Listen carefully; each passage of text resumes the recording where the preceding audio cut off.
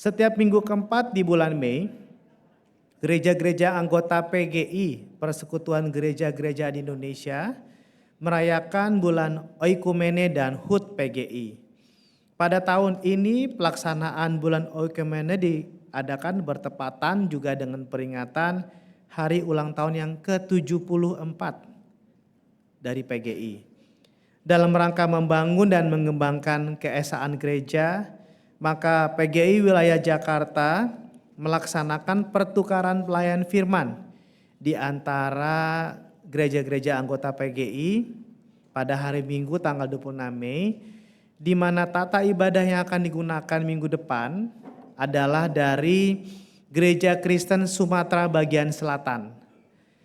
Ada beberapa perbedaan dengan tata ibadah kita yang biasa di GKI, terutama persembahan yang biasanya diletakkan di akhir, ini akan ditempatkan di bagian awal.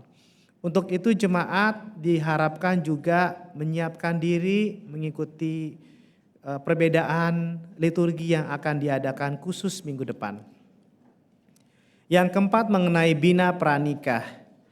GKI Klasis Jakarta Barat mengadakan Bina Pranikah yang diselenggarakan setiap hari Sabtu tanggal 15 dan 22 bulan Juni, jadi bulan depan, secara online melalui Zoom meeting. Pendaftaran dapat menghubungi ke Tata Usaha GKI Kosambi Baru paling lambatnya 8 Juni atau juga bisa menghubungi Tata Usahanya Gading Indah. Untuk itu dapat informasi lebih lengkap boleh dilihat pada Warta Jemaat Online. Juga yang kelima, warta mengenai bazar penggalangan dana.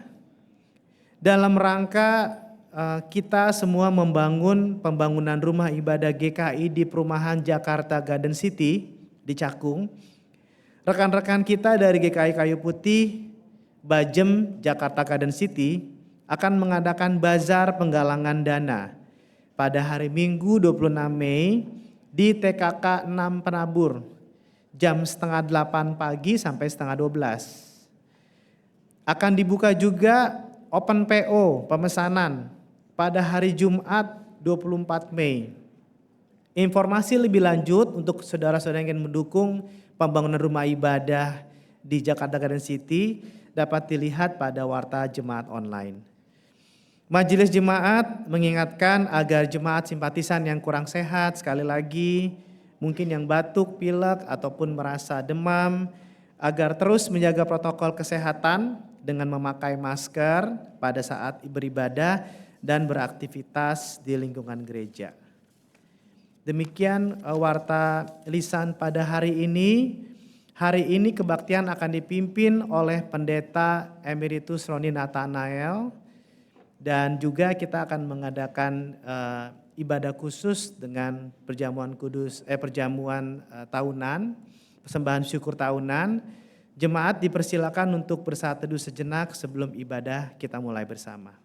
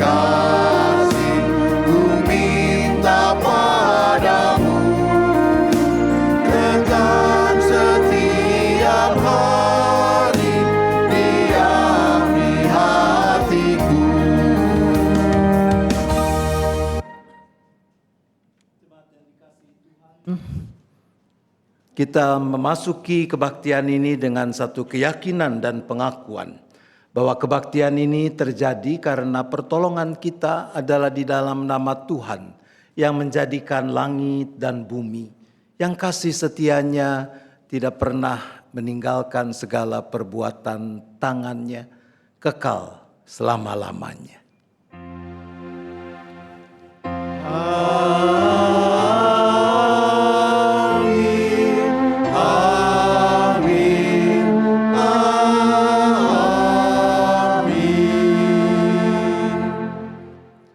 Salam sejahtera bagi saudara-saudara yang datang dalam nama Tuhan. Tuhan besertamu. Dan besertamu juga.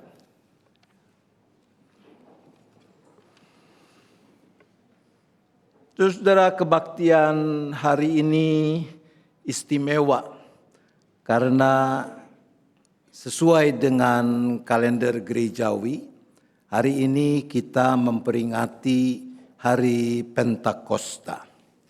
Kalau Anda melihat ornamen atau hiasan dalam dekorasi dalam ruang kebaktian ini, maka kita melihat ada dua model yang mungkin buat sebagian orang agak membingungkan.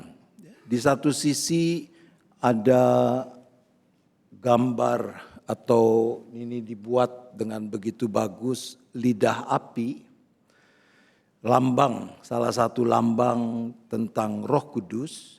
Tapi di sisi yang lain kita melihat ada aneka buah dan sayuran. Apa mau dimasak sayurannya dengan lidah api ini?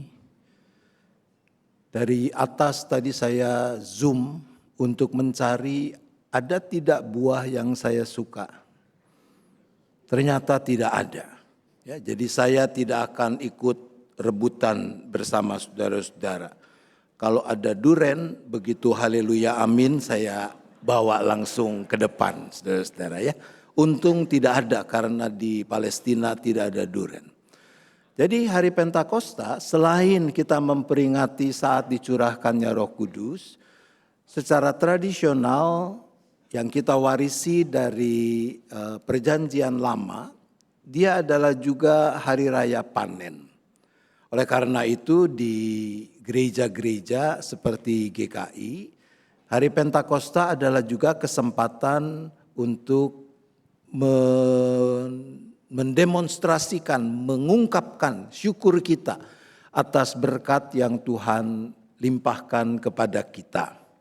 Oleh karena itu, bukan serakah, saudara-saudara ya. Hari ini persembahannya ada dua macam. Ada persembahan syukur tahunan dalam rangka Pentakosta itu.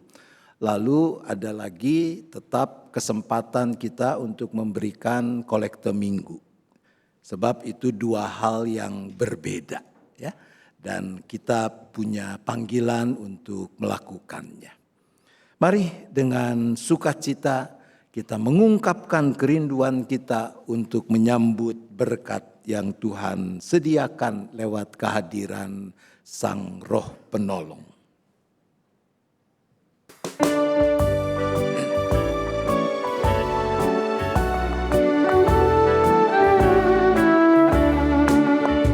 Rindukah engkau mendapat berkat Tuhan yang penuh di seluruh hidupmu?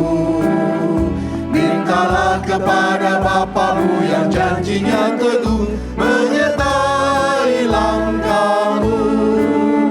Roh Kudus terus meluap di hatimu, karena Tuhan berpesan, bawalah bejanamu.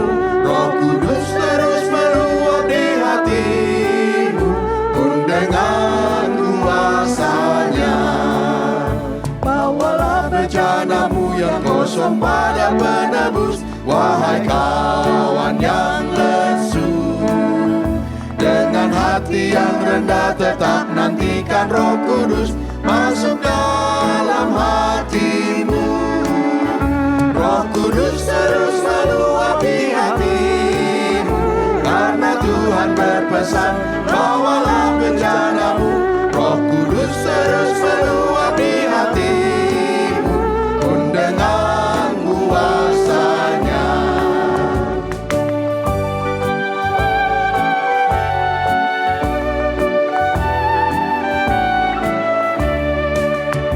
Oh anugerah ilahi pun mengalirlah terus, tak berubah kasihnya. Bencanamu kan terisi oleh kuasa Roh Kudus, ya dan amin janjinya. Roh Kudus terus meluap di hatimu, karena Tuhan berpesan, bawalah bencanamu. Roh Kudus terus meluap di hatimu, pun dengan kuasanya.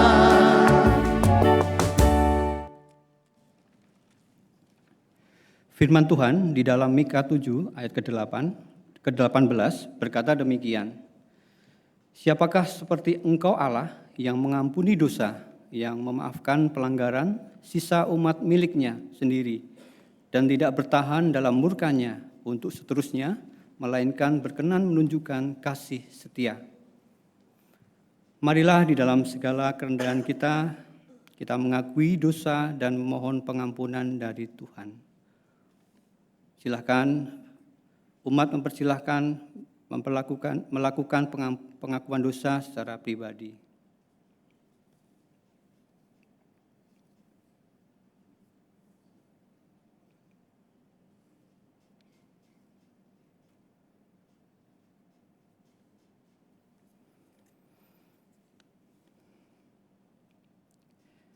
Allah Bapa yang bertahta di dalam kerajaan surga, pada hari ini kami umat-Mu, jemaat-Mu, datang ke hadirat-Mu untuk mengakui segala dosa dan pelanggaran yang telah kami perbuat.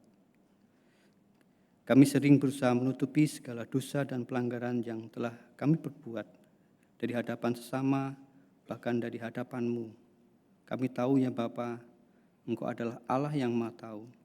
Bagaimanapun kami menutupi segala dosa dan pelanggaran yang telah kami perbuat. Tidak ada tempat yang tersembunyi bagi-Mu. Hapuskanlah segala dosa dan pelanggaran kami ya Allah. Kiranya Engkau mau mengasihi dan mengampuni menurut kasih setia-Mu. Ubahlah hidup kami menjadi baru, yang hidup seturut kehendak-Mu. Inilah doa yang kami panjatkan dan alaskan di dalam satu nama, Yesus Kristus, Juru Selamat kami yang hidup. Amin.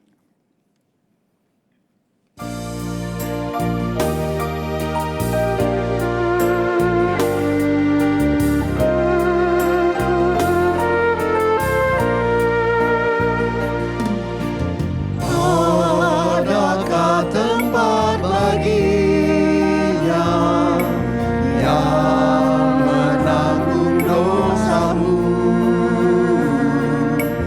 Yesuslah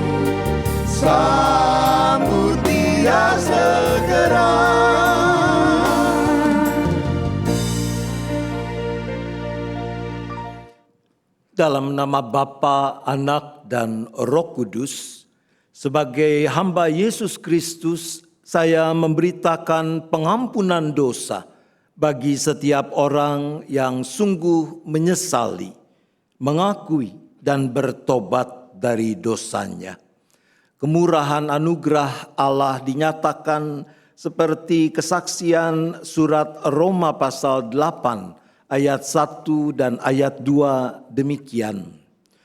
Oleh sebab itu sekarang tidak ada penghukuman bagi mereka yang ada di dalam Yesus Kristus Yesus. Sebab hukum roh yang memberi hidup telah memerdekakan engkau dalam Kristus Yesus dari hukum dosa dan hukum maut. Demikianlah berita anugerah dari Tuhan.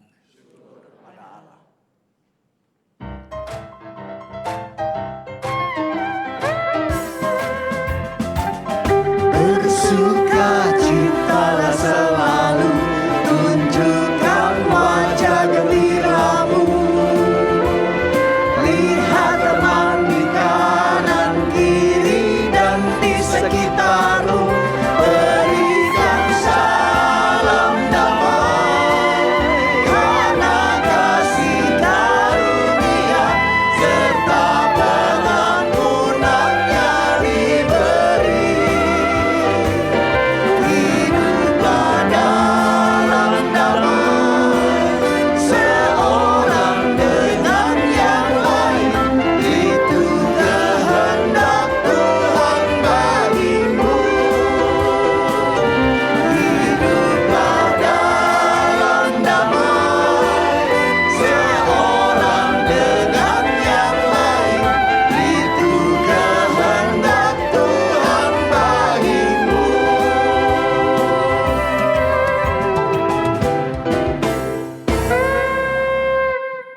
Menjadi teladan itu tidak gampang, saudara-saudara ya. Sudah diingatkan berkali-kali. Salamnya nanti waktu berikan salam damai. Teman-teman saya udah duluan maju ngasih salam. Lain kali jangan ya. Roh Kudus kuatkanlah kami.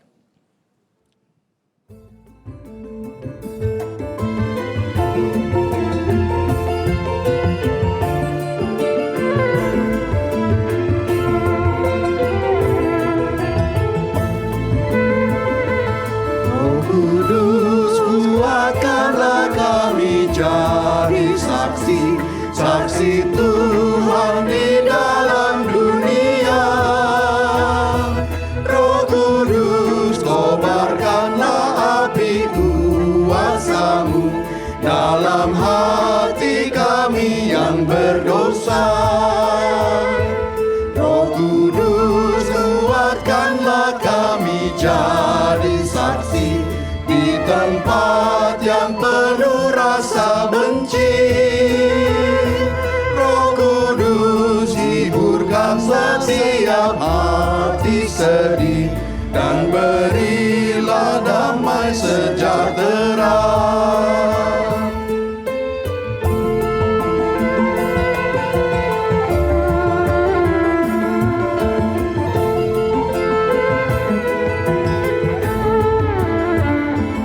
Roh Kudus, kuatkanlah kami jadi saksi dalam dunia penuh kuasa gelap.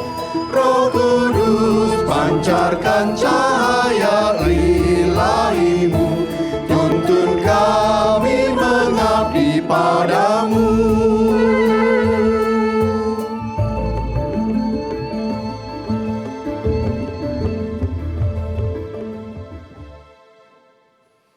Kita berdoa. Bapa di surga, di dalam dan melalui kehadiran Roh Kudus, Engkau juga Allah yang senantiasa hadir dalam kehidupan kami. Dan kami yakin, kami percaya, bahkan kami alami saat ini juga, ya Allah, Engkau ada bersama kami di dalam kebaktian ini. Kami bersyukur dalam ketidakmampuan kami untuk mengerti kebenaran firman-Mu, dalam kelemahan kami untuk melakukannya dengan sungguh-sungguh. Engkau yang telah mencurahkan bagi kami Roh Penolong, Roh Kudus di dalam Kristus, yang dengan hikmat-Nya memampukan kami untuk mengerti kebenaran-Mu, yang dengan kekuatan-Nya menolong kami agar kami bisa melakukannya. Maka bangkitkan dalam diri kami kesungguhan untuk menyambut kehadiran dan karya Sang Roh Penolong itu dengan benar, sehingga kehadiran dan karyanya tidak kami sia-siakan, bahkan boleh menjadi penuh di dalam hidup kami. Terima kasih ya Bapa, berfirmanlah, kami anak-anak-Mu siap mendengar. Kami memohon hanya di dalam nama Tuhan Yesus Kristus. Amin. Bacaan pertama, bacaan diambil dari kitab Kiranya Para Rasul, pasal 2 ayat 1 sampai 21. Kisah Para Rasul 2 ayat 1 sampai 21. Ketika tiba hari Pentakosta, mereka semua berkumpul di satu tempat. Tiba-tiba terdengarlah bunyi dari langit seperti tiupan angin keras yang memenuhi seluruh rumah tempat mereka duduk. Tampaklah kepada mereka lidah-lidah seperti lidah api yang bertebaran dan hinggap pada mereka masing-masing. Lalu mereka semua dipenuhi dengan Roh Kudus dan mulai berbicara dalam bahasa-bahasa lain, seperti yang diberikan oleh Roh itu kepada mereka untuk dikatakan.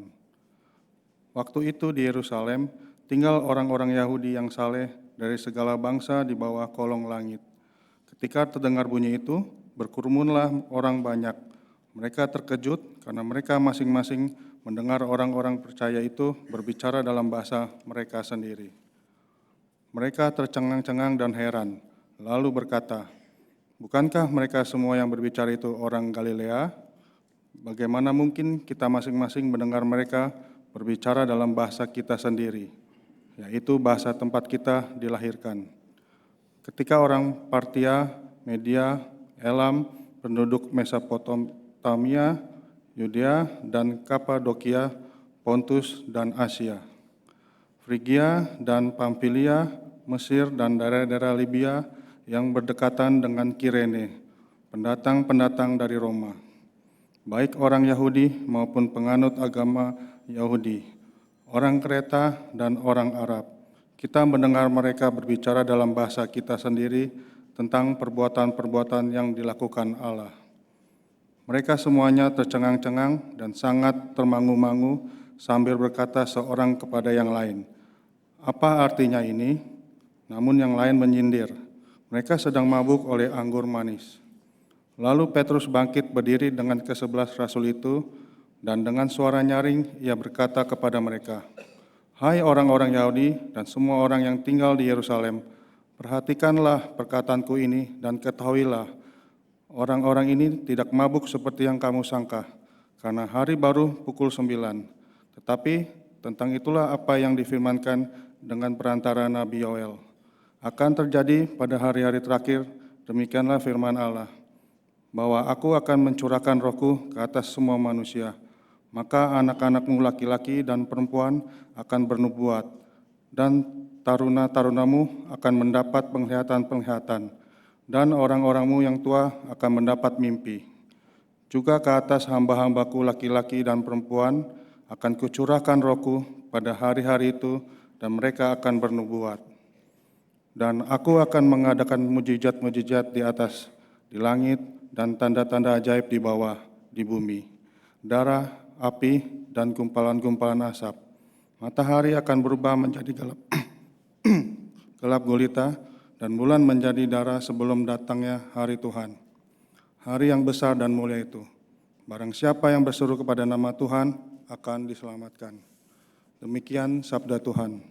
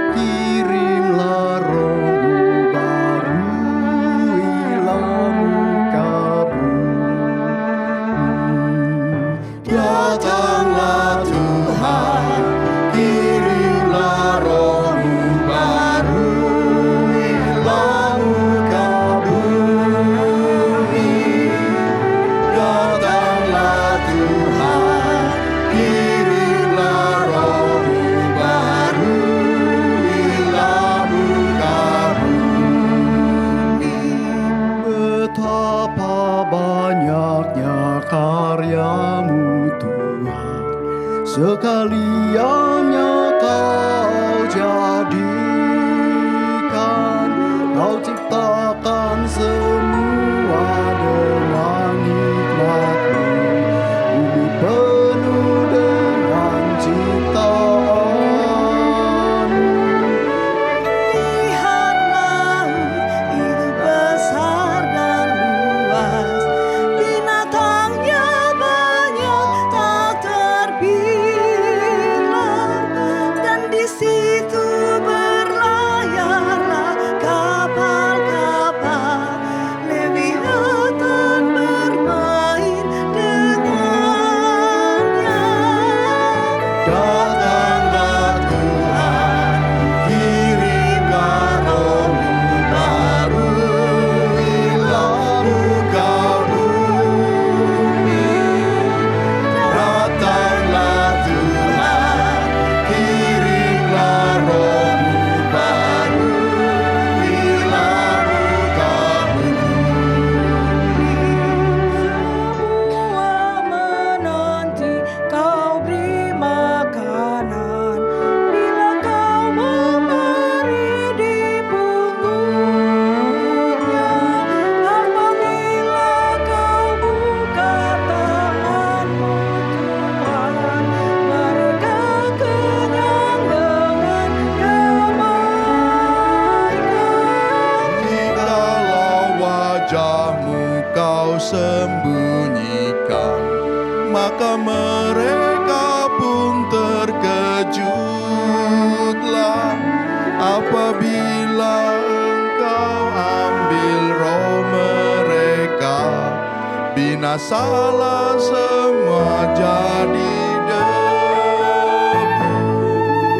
Datanglah Tuhan, kirimlah Roh-Mu, baruilah muka bumi. Datanglah Tuhan, kirimlah Roh-Mu, baruilah muka bumi.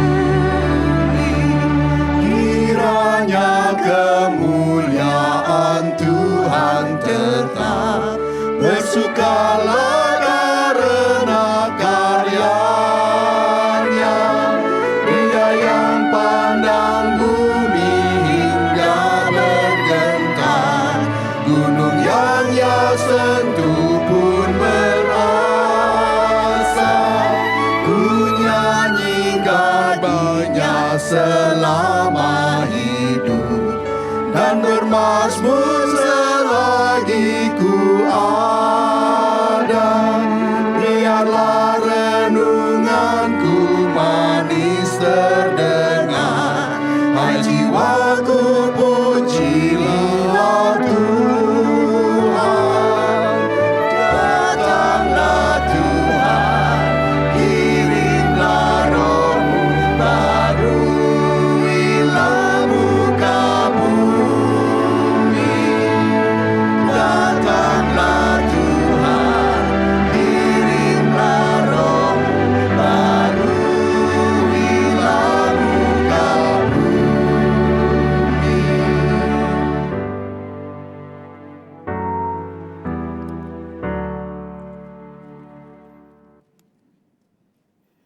Bacaan kedua, bacaan diambil dari Roma 8 ayat 22 sampai 27.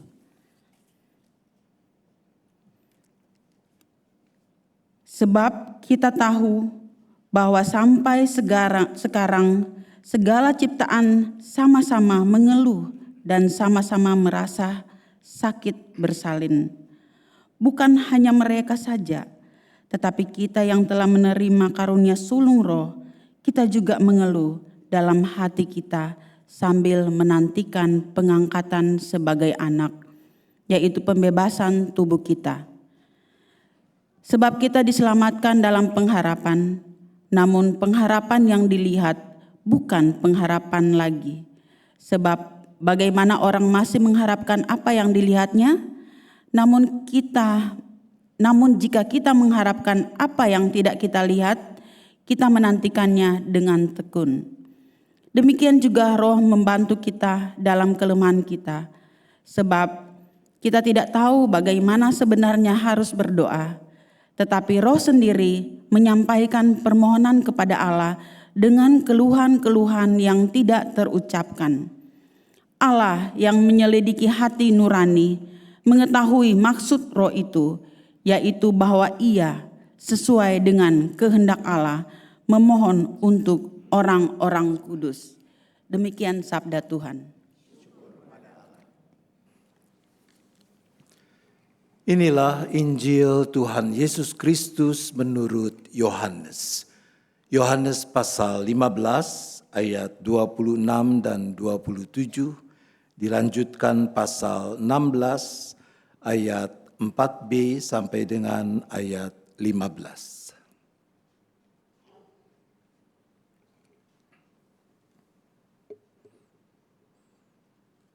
Demikian, ketika penolong yang akan kuutus kepadamu dari Bapa datang, yaitu Roh kebenaran yang keluar dari Bapa, Ia akan bersaksi tentang Aku. Kamu juga harus bersaksi, karena kamu sejak semula bersama-sama dengan Aku. Hal ini tidak kukatakan kepadamu sejak semula, karena aku masih bersamamu. Tetapi sekarang aku pergi kepada Dia yang telah mengutus aku, dan tidak ada seorang pun di antara kamu yang bertanya kepadaku, kemana engkau pergi? Tetapi karena aku mengatakan hal itu kepadamu, hatimu diliputi duka cita. Tetapi benar yang kukatakan ini kepadamu, lebih berguna bagi kamu jika aku pergi. Sebab jikalau aku tidak pergi, penolong itu tidak akan datang kepadamu. Tetapi jikalau aku pergi, aku akan mengutus Dia kepadamu. Ketika Ia datang, Ia akan menginsafkan dunia akan dosa, kebenaran, dan penghakiman. Akan dosa karena mereka tetap tidak percaya kepadaku. Akan kebenaran karena aku pergi kepada Bapa dan kamu tidak melihat aku lagi. Akan penghakiman karena penguasa dunia ini telah dihukum. Masih banyak hal yang harus kukatakan kepadamu, tetapi sekarang kamu belum dapat menanggungnya. Namun apabila Ia datang, yaitu Roh kebenaran, Ia akan memimpin kamu ke dalam seluruh kebenaran. Sebab Ia tidak akan berkata-kata dari dirinya sendiri, tetapi segala sesuatu yang didengarnya itulah yang akan dikatakannya, dan Ia akan memberitakan kepadamu hal-hal yang akan datang. Ia akan memuliakan aku, sebab Ia akan memberitakan kepadamu apa yang diterimanya dari aku. Segala sesuatu yang Bapa miliki adalah milikku. Sebab itu aku berkata, Ia akan memberitakan kepadamu apa yang diterimanya dari aku. Demikianlah Injil Tuhan Yesus Kristus. Maka berbahagialah setiap orang yang dengan kesungguhan mendengarkan firman Allah dan yang memeliharanya. Haleluya. Haleluya. Haleluya. Haleluya.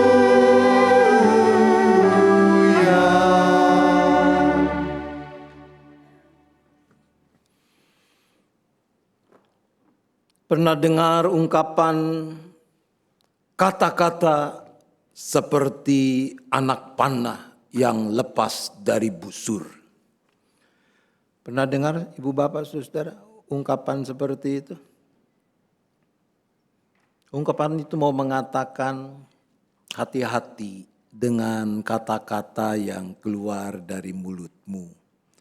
Sebab sama seperti sebuah anak panah, begitu kita lepaskan dari busur, maka kita tidak bisa menariknya kembali.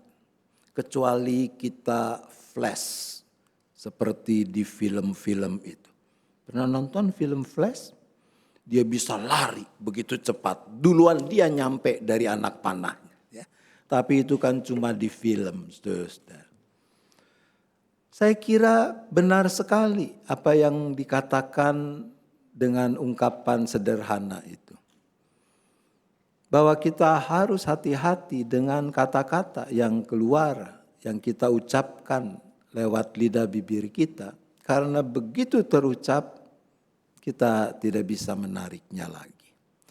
Padahal kita juga sadar bahwa perkataan-perkataan yang keluar dari mulut kita itu dampaknya bisa luar biasa pada orang yang kepadanya kata-kata itu ditujukan.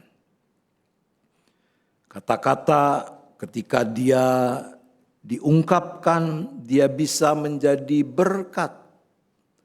Tapi kalau keliru, dia bisa menjadi laknat. Kata-kata yang kita ucapkan bisa membangun semangat, tapi juga bisa membuat orang putus asa. Dapat mengobarkan sukacita, kegembiraan, tapi juga bisa menimbulkan kepahitan.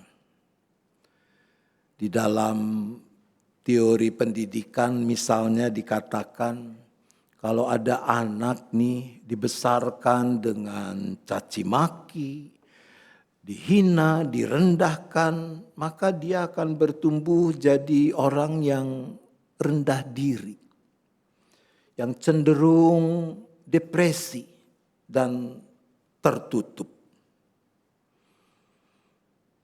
Misalnya saya suka memakai gambaran itu. Kalau ada seorang anak pulang sekolah, dengan wajah berseri-seri dia masuk rumah sambil melambai-lambaikan selembar kertas. Dia panggil, "Mama, Mama." Mamanya nengok, "Ada apa?" "Ini ulangannya udah dibagi." "Dapat berapa?" 8. "Goblok. Kok cuma dapat 8? Anaknya tante itu nggak pernah kurang dari 10. Kalau ada 11 dia dapat. Kalau anak diperlakukan seperti itu, kira-kira apa jadinya dia? Besarnya akan jadi seperti apa? Saya kira benar, dia akan menjadi orang yang rendah diri, yang cenderung tertekan, bisa depresi dan sebagainya. Tapi sebaliknya, anak yang dibesarkan dengan apresiasi dan pujian yang wajar. Kata wajar ini penting sebab kalau berlebihan juga jadi salah. Yang dibesarkan dengan apresiasi dan pujian yang wajar, yang mengalami penerimaan yang utuh namun penuh kehangatan, dia akan bertumbuh jadi orang yang percaya diri, yang penuh sukacita, yang berpengharapan dalam menjalani hidup ini. Anak yang lain ketika melambaikan kertas ulangannya, lalu mamanya bertanya, "Kamu dapat berapa?" "Dapat 7, Ma." "Oh, bagus. Kamu bisa dapat 7. Lalu diajak ngobrol, ya. "Menurut kamu bisa dapat hasil yang lebih baik tidak? Mama sih udah seneng nih kamu bisa dapat 7. Ya. Kamu kan pintar. Lain kali 8 ya. Pasti kamu bisa." Itu kata-kata yang membangkitkan semangat, saudara-saudara. Yang membuat orang merasa diterima. Dan bertumbuh di dalam penerimaan adalah hal yang penting. Nah, apa hubungannya kehadiran serta karya Roh Kudus yang pencurahannya kita peringati hari ini dengan urusan berkata-kata? Ibu bapak saudara masih ingat apa yang Tuhan lakukan ketika manusia berusaha mendirikan menara Babel? Itu dicatat dalam Kejadian pasal 11.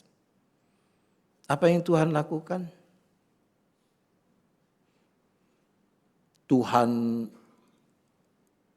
kepret menara itu, lalu menara itu hancur berantakan? Tidak. Apa yang Tuhan lakukan? Tuhan mengacaukan bahasa manusia. Itu yang dicatat dalam Alkitab. Itu yang terjadi ketika manusia menggunakan talenta, akal budi, kepandaiannya bukan untuk memuliakan Tuhan, tetapi untuk menyaingi Tuhan. Tuhan menghukum manusia dengan mengacaukan bahasa manusia. Dan bisa dikatakan sejak itulah bahasa lalu menjadi simbol keterpisahan antara kelompok manusia yang satu dengan kelompok manusia yang lain. Tapi pada hari raya Pentakosta, keadaan itu berubah. Ketika Roh Kudus hadir dan berkarya, terjadilah pemulihan yang semula rusak menjadi baik. Yang semula jelek menjadi indah. Yang semula salah dibenarkan. Tadi saya sudah katakan bahwa hari raya Pentakosta itu kita warisi dari tradisi perjanjian lama. Jadi bangsa Israel setelah mereka merayakan Paskah, mengingat, mengenang perbuatan besar Allah yang membebaskan mereka dari negeri perbudakan, maka hari ke-50 setelah perayaan Paskah, mereka merayakan yang disebut Hari Raya 7 Minggu atau Hari Raya Menuai. Di sana mereka mensyukuri pemeliharaan Tuhan yang tidak berhenti hanya sampai membebaskan mereka dari Mesir, tapi bagaimana pemeliharaan Tuhan yang juga terus-menerus Tuhan lakukan. Maka hari raya Pentakosta itu adalah hari raya yang sangat penting buat orang-orang Yahudi, buat orang-orang Israel. Baik mereka yang bermukim di Palestina, tapi juga kita tahu kan orang-orang Israel ini dibuang kemana-mana gitu ya. Yang terserak ini disebut diaspora. Mereka juga berdatangan dari berbagai negeri itu untuk merayakan Pentakosta. Selain itu ada lagi orang-orang yang bukan orang Yahudi tapi memeluk agama Yahudi. Mereka juga berdatangan dari berbagai negeri. Jadi kalau kita baca dalam Kisah Rasul 2, di sana kita bisa menemukan ada disebut belasan suku bangsa. Berarti termasuk bahasa. Bahasa ibu yang digunakan oleh orang-orang yang berkumpul di Yerusalem pada saat itu. Apa yang terjadi ketika Roh Kudus dicurahkan dan Roh Kudus berkarya? Kisah Rasul 2 ayat 4 mengatakan, lalu mereka semua dipenuhi dengan Roh Kudus dan mulai berbicara dalam bahasa-bahasa lain, seperti yang diberikan oleh Roh itu kepada mereka untuk dikatakan. Dan dampaknya kita lihat benang merahnya, dikatakan orang-orang dari berbagai latar belakang suku bangsa itu mendengar firman Tuhan disampaikan oleh Petrus dan para rasul di dalam bahasa mereka masing-masing. Dicatat mereka terkejut karena mereka masing-masing mendengar orang-orang percaya itu berbicara dalam bahasa mereka sendiri. Yang dari Tiongkok ngangguk-ngangguk, wah, wocetau. Ya. Yang dari Sunda mengatakan, dengan ieu nyaho ieu mah. Ya. Dan seterusnya karena mereka mendengar rasul-rasul itu menyampaikan firman Tuhan dalam bahasa mereka masing-masing. Nah di sini kita agak hati-hati. Ya, sebab ada sebagian orang mengatakan, itu bahasa roh, itu bahasa lidah. Bukan, saudara. Beda. Ya. Jadi ada dua hal yang memang sama-sama pekerjaan Roh Kudus dalam kaitan dengan bahasa. Yang terjadi menurut Kisah Rasul 2 ini adalah yang disebut dengan istilah xenolalia. Itu dari dua kata, gabungan kata xenos yang artinya orang asing dan kata kerja laleo yang artinya berkata-kata, berbicara. Maka xenolalia itu adalah ungkapan yang bermakna bahasa asing. Kapan para murid kursus bahasa asing ini? Lesnya kapan, saudara? Mereka enggak les. Itu karunia roh pada saat itu. Memang tidak permanen apa yang dikaruniakan pada saat itu. Xenolalia itu adalah merujuk pada orang-orang atau seseorang atau orang-orang yang berbicara dalam bahasa yang belum pernah dipelajari. Tapi itu bahasa manusia, saudara-saudara. Jadi misalnya murid-murid tadi ada yang bicara dalam bahasa Arab, ada yang bicara dalam bahasa Latin dan sebagainya. Sementara bahasa roh yang sering disebut begitu padahal mestinya dia diterjemahkan bahasa lidah itu dari kata glossolalia. Glossolalia ini memang bukan bahasa manusia, saudara-saudara. Oleh karena itu nggak ada orang yang ngerti. Yang mengucapkannya pun nggak ngerti. Maka Paulus mengatakan kalau ada orang yang mendapat karunia bahasa lidah, harus ada orang lain yang punya karunia menerjemahkannya. Oleh karena itu Paulus mengatakan bahwa bahasa lidah itu bermanfaat tapi hanya untuk diri orang itu. Bahasa orang yang dikaruniai kemampuan berbahasa lidah, dia bisa punya relasi yang memang berbeda dibandingkan dengan kita yang tidak punya karunia itu. Tapi jangan tergoda untuk ikut kursus bahasa lidah, saudara-saudara. Ya, namanya karunia kok mau dikursuskan. Jangan sirik juga kalau orang lain mendapat karunia itu. Karena kita tahu Alkitab mengatakan ada rupa-rupa karunia. Dan semua sama penting di hadapan Tuhan. Balik lagi. Jadi yang kita lihat di sini ketika Roh Kudus hadir dan berkarya. Maka yang semula terpecah itu menjadi satu kembali. Perbedaan bahasa yang tadi saya katakan menjadi dinding pemisah sekarang dirobohkan. Karena mereka semua bisa mendengar kebenaran yang diberitakan oleh para rasul. Dicatat kita mendengar mereka berkata-kata dalam bahasa kita sendiri tentang perbuatan-perbuatan besar yang dilakukan Allah. Itulah karya Roh Kudus yang dijanjikan Kristus. Kita membaca dalam Injil Yohanes. Roh penolong itu ketika ia datang, ia akan menginsafkan dunia akan dosa, kebenaran dan penghakiman. Roh kebenaran itu apabila ia datang, ia akan memimpin kamu ke dalam seluruh kebenaran. Sang Roh kebenaran itulah yang memimpin, yang memampukan para rasul memberitakan kebenaran Allah dengan jelas. Tapi juga dengan berani, tanpa ragu dan tanpa tedeng aling-aling. Sang Roh penolong itulah yang juga menolong para pendengar untuk menginsafi keberdosaan mereka. Melihat makna kebenaran yang dinyatakan. Menyambut penghakiman yang dinyatakan itu. Roh penolong itu memampukan mereka untuk mengamini perbuatan-perbuatan besar yang dilakukan Allah. Itu karya Roh Kudus. Tapi bukan cuma itu, saudara-saudara. Di dalam Yohanes 15 yang kita baca tadi, Yesus mengingatkan para murid. Ketika penolong yang akan kuutus kepadamu dari Bapa datang, yaitu roh kebenaran yang keluar dari Bapa, ia akan bersaksi tentang aku. Marturio.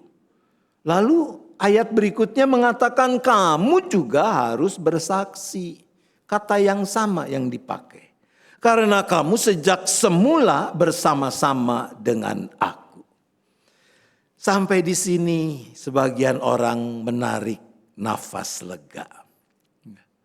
Oh, memang itu kerjaan murid-murid Yesus, para rasul yang sejak semula bersama-sama dengan Kristus.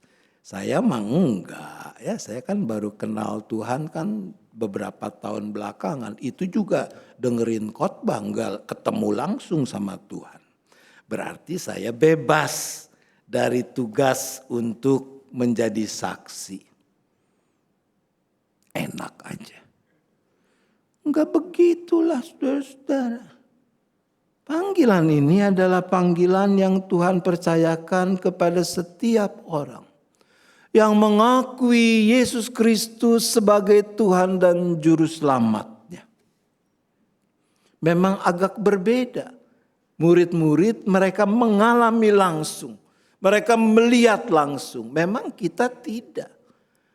Tapi itu tidak boleh menghalangi kita untuk mempersaksikan Injil keselamatan, Injil Yesus Kristus itu juga lewat perkataan-perkataan kita. Sebab ketika kita menyadari anugerah yang kita terima lewat pengorbanan, kematian, dan kebangkitan Yesus Kristus, bukankah mestinya kita meluap dengan syukur dan luapan syukur itu akan mendorong kita untuk mau memberitakan, mempersaksikan anugerah yang Allah juga sediakan untuk setiap orang. Mungkin ada yang mengatakan, tapi saya mah nggak pintar ngomong, saya nggak sekolah teologi. Terus saudara, kalau orang mengatakan, orang mengakui bahwa saya tidak mampu bersaksi, menurut saya orang seperti itu harus bersyukur. Kok tadi suruh bersaksi, sekarang kenapa pendeta bilang kalau orang merasa tidak mampu bersaksi harus bersyukur? Iya dong, sebab kalau orang merasa saya ini nggak sanggup, itu namanya tahu diri, saudara. Dan tahu diri ini penting ketika kita bicara tentang hal bersaksi. Orang yang merasa tidak mampu bersaksi berarti tahu keterbatasan diri. Dan karena itu mestinya melangkah, yaitu mau bersandar pada kehadiran dan karya Sang Roh Penolong. Mengakui di hadapan Tuhan, Tuhan saya memang tidak sanggup. Tapi saya percaya bahwa Roh Kudus yang dicurahkan itu adalah juga roh yang ada di dalam diriku. Saudara, tentu saja berkata-kata di dalam pimpinan roh harus dibarengi dengan juga perubahan dalam sikap, dalam perilaku hidup. Sebab kalau kita cuma pinter berkata-kata, seberapa benarnya pun yang kita katakan, tapi kita tidak wujudkan di dalam perbuatan kita, maka orang akan mengatakan omdo, ya, omong doang. Dan kalau omdo pasti bukan karya Roh Kudus. Satu saat diceritakan ada seorang mantan pemabuk, dia memberi kesaksian di gerejanya. Dia menceritakan bagaimana kasih Allah, perbuatan besar Allah yang membuat dia bisa menyadari kesalahannya. Dia bertobat. Tapi ada yang gak suka, saudara. Si pencemooh ini lalu bilang begini, kalau beneran kamu sudah tobat, sudah jadi anak Tuhan nih, coba sebutkan beberapa ayat yang kamu hafal. Coba kamu katakan nama-nama nabi besar yang kamu tahu dari perjanjian lama. Mantan pemabok ini tertunduk karena dia nggak hafal, saudara. Tiba-tiba maju seorang anak perempuan menjelang remaja. Anak itu memeluk mantan pemabuk ini lalu dia bilang begini. Mungkin ayah saya dia tidak hafal ayat-ayat Alkitab. Mungkin dia tidak tahu tokoh-tokoh Alkitab. Tapi ini yang saya tahu. Sejak dia bertobat, dia tidak pernah lagi minum minuman beralkohol. Dia tidak pernah lagi memukuli ibu saya. Dia tidak pernah mencaci maki kami. Dia bekerja keras dengan cara jujur supaya kami bisa hidup baik. Itu yang saya tahu.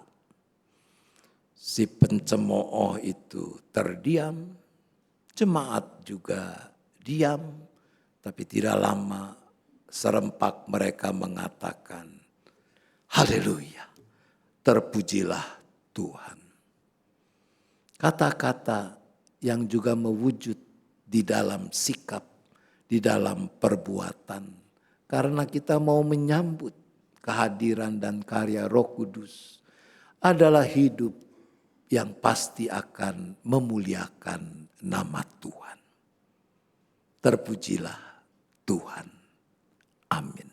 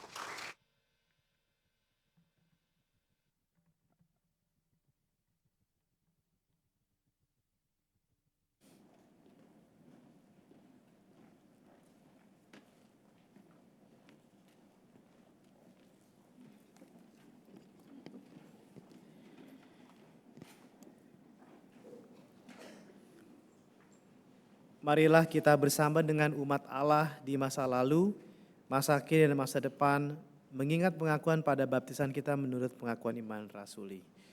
Aku percaya kepada Allah, Bapa yang Maha Kuasa, Khalik langit dan bumi, dan kepada Yesus Kristus, Anak yang tunggal Tuhan kita, yang dikandung dari Roh Kudus, lahir dari anak darah Maria, yang menderita sengsara di bawah pemerintahan Pontius Pilatus, disalibkan, mati dan dikuburkan, turun ke dalam kerajaan maut.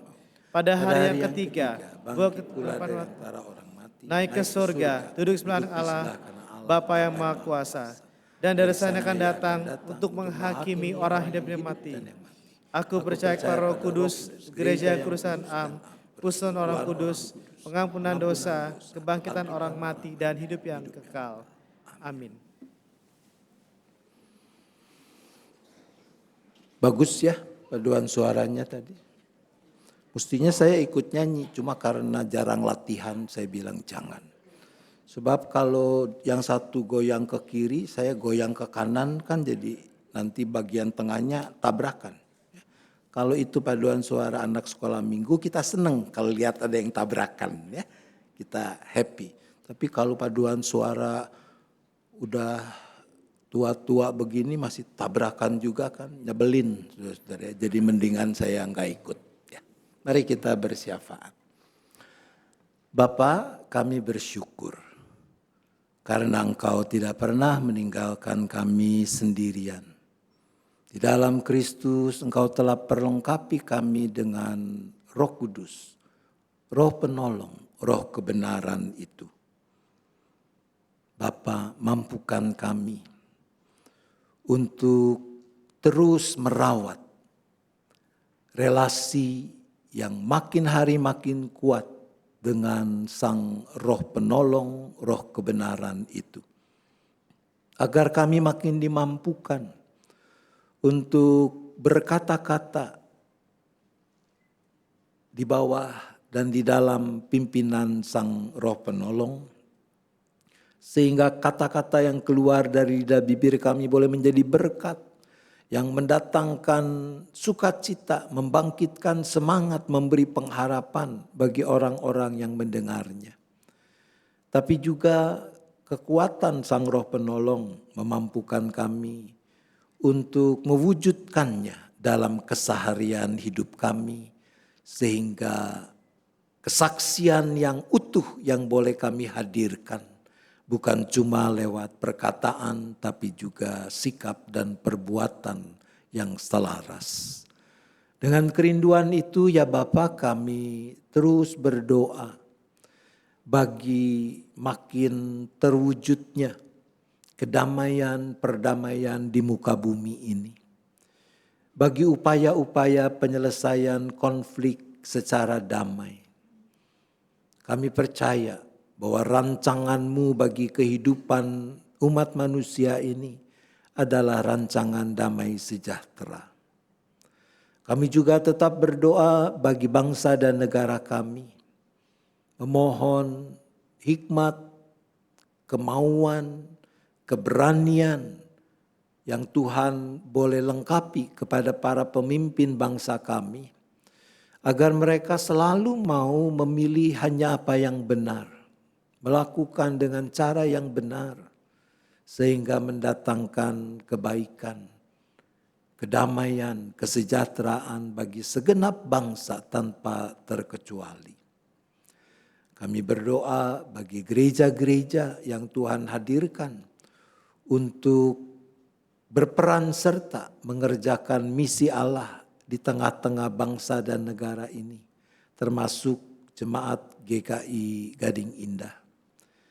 Tuhan mampukan para pendeta, para penatua dengan dukungan keluarga masing-masing, para aktivis dalam mengemban fungsi pelayanan kepemimpinan di jemaat ini.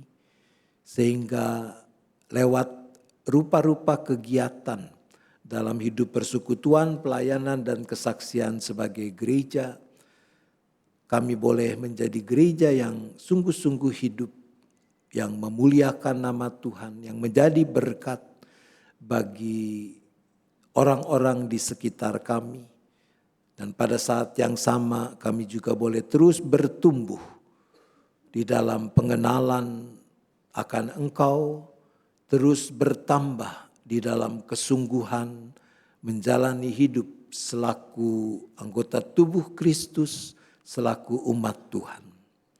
Kami berdoa ya Bapa untuk kegiatan-kegiatan baik rutin maupun insidental yang dilakukan. Tuhan kuduskan semua itu. Ya Bapa, kami juga menyerahkan keberadaan kami, seisi keluarga masing-masing, baik kami yang ambil bagian dalam ibadah saat ini, tapi juga yang mereka yang berhalangan. Tuhan, Engkau yang tahu persis pergumulan-pergumulan yang kami hadapi. Entah itu masalah kesehatan, entah itu persoalan sumber penghidupan, mungkin juga ketidakharmonisan dalam relasi antar anggota keluarga, ketidakpastian untuk banyak hal di masa depan yang bisa membuat orang putus asa. Ya Bapa, kami percaya Engkau tidak tinggalkan kami. Kiranya Roh Kudus, Roh kebenaran memampukan kami untuk terus menggenggam erat tangan kasih-Mu yang Kau ulurkan menopang kami. Roh Kudus memberi kami kepekaan untuk melihat jalan-jalan yang Tuhan sediakan, yang kadang tidak sama persis dengan apa yang kami inginkan, agar dengan demikian kami tidak sia-siakan pertolongan-Mu. Terima kasih ya Bapa, kami bersyafaat hanya di dalam nama Tuhan Yesus Kristus. Amin.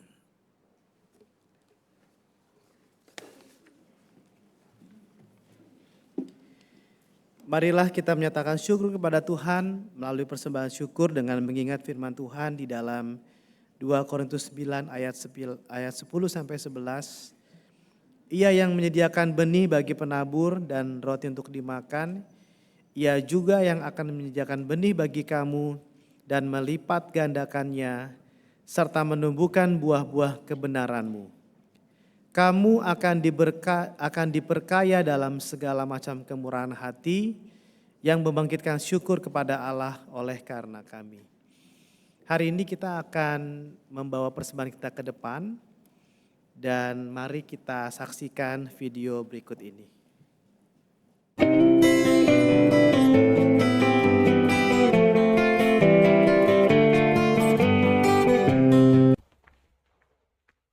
Hai GKI Gading Indah, ikut saya yuk jalan-jalan.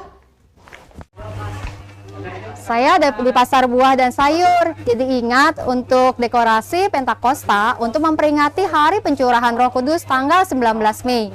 Juga 19 Mei akan kita lakukan sebagai kebaktian persembahan syukur tahunan. Mari membawa persembahan syukur tahunan kita untuk dipersembahkan bagi kegiatan gereja, serta juga untuk kita sumbangkan kepada 3 lembaga. Apa saja lembaganya? Yang pertama, untuk kampus STFT Jakarta yang menghasilkan dan menyiapkan para mahasiswa teologi calon-calon pendeta. Juga untuk Akademi Perawatan Rumah Sakit PGI Cikini yang mendidik muda-mudi warga gereja dari berbagai pelosok Indonesia untuk menjadi para perawat andal dengan nilai-nilai Kristiani. Dan yang ketiga, loh, kok di stasiun Gambir? Loh, masih di stasiun Gambir. Oh iya, yang ketiga ada di Jogja, yaitu Fakultas Teologi Universitas Kristen Duta Wacana. Karena tempatnya jauh, lompatan saya tidak sampai ke sana. Udah yuk, kita kembali ke gereja. Seluruh persembahan tentunya akan membantu 3 lembaga tersebut dan kegiatan GKI Gading Indah. Persembahan dapat dikumpulkan di dalam amplop dan dibawa ke gereja pada hari Pentakosta atau ditransfer ke rekening GKI Gading Indah dengan kode belakang 19 Seluruh persembahan ditunggu paling lambat tanggal 30 Juni 2024. Mari merayakan Hari Pentakosta dan membawa persembahan syukur tahunan kita. Sampai ketemu tanggal 19 Mei dan Tuhan memberkati.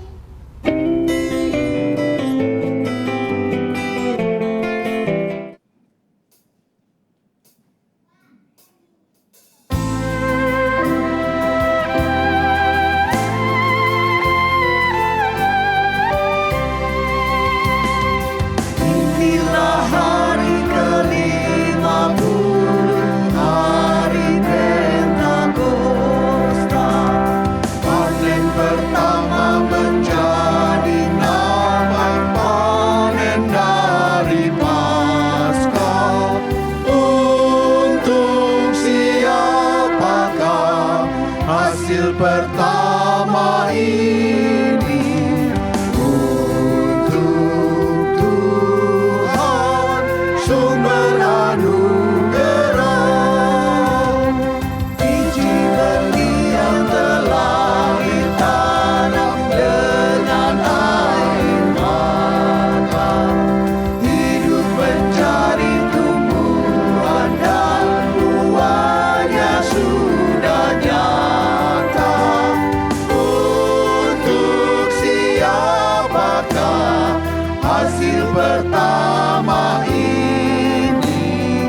Untuk Tuhan sumber anugerah. Yesus ditanam dan bangkit pula pada masa Paskah. Kini buahnya menjadi nyata pada Pentakosta. Untuk siapakah hasil pertama ini? Untuk Tuhan sumber anugerah. Yesus tanaman yang maha agung diberkati Allah. Nampaklah hasil tanaman itu orang yang percaya. Untuk siapakah hasil pertama ini? Untuk Tuhan sumber anugerah.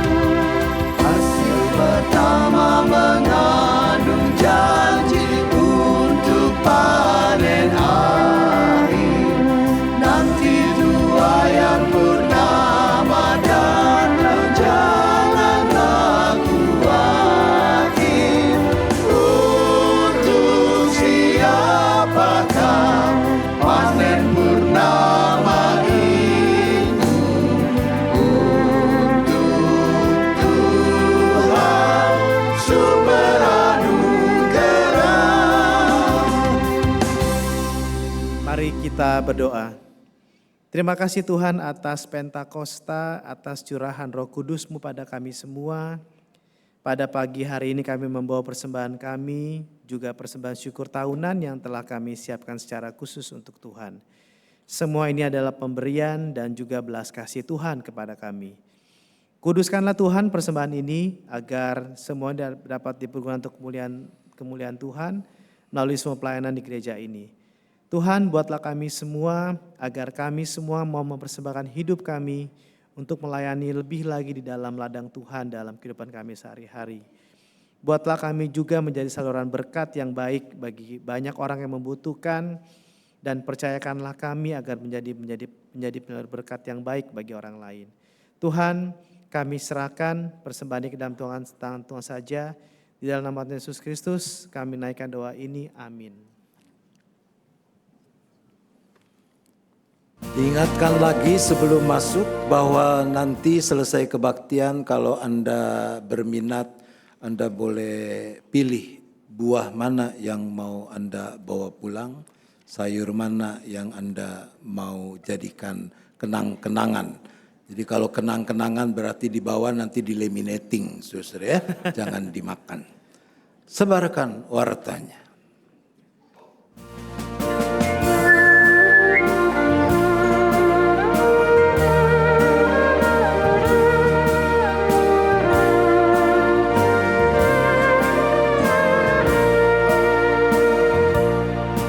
Sebarkan warnanya kepada manusia yang hidup berkesan di dunia desa.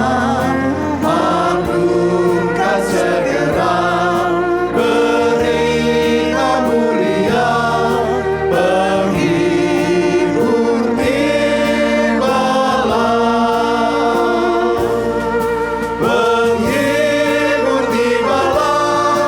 Penghibur tibalah, Roh Allah yang kudus berlimpahlah terus. Sebarkan wartanya kepada manusia, penghibur tibalah. Lewat malam gelap diganti terang tenang, derita yang berat telah hilang lenyap, dan tiba harinya janjinya pun genap. Penghibur tibalah. Penghibur tibalah, penghibur tibalah, Roh Allah yang kudus berlimpahlah terus. Sebarkan wartanya kepada manusia, penghibur tibalah. Jemaat, arahkanlah hatimu kepada Tuhan. Arahkan hati kami kepada Tuhan.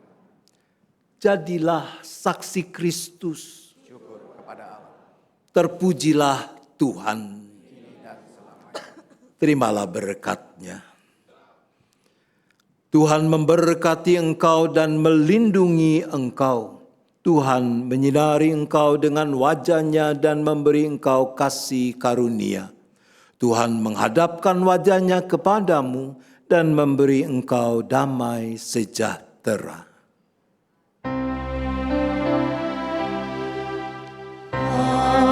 Amin.